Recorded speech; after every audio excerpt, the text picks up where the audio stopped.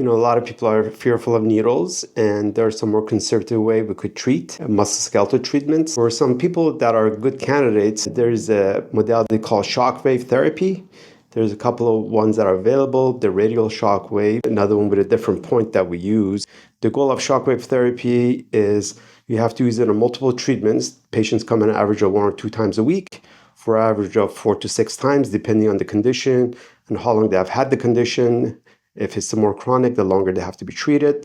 With shockwave therapy, we utilize this mechanical shockwave treatment on the area of injury to help promote your own regenerative cells signaling system by causing micro-injury to the area, increasing the blood flow, and improvement of signaling for your own stem cells to be recruited there by causing this micro-injury, which is very similar to some of the regenerative injections we do. As long as a patient is a good candidate, also willing to put in the time of at least 4 to 6 weeks of treatment to see the improvement of it, and that'd be a very good way to get started for people that are interested in less invasive treatment.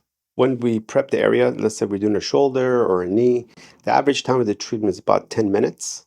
You do actually notice the improvement right away after the first treatment, but the more of the treatment's done, you will see the full effects of it. But if you only do 1 or 2 treatments, you will have some short-term gains and short-term improvement, but not reach the final goal. Well, the protocol is, the healthier you are, the better outcome you will have, like with any treatment. If you have low inflammation level, you're already eating well, you don't use a lot of excessive toxic, like too much alcohol or smoker or eating processed food, you're going to do better, obviously.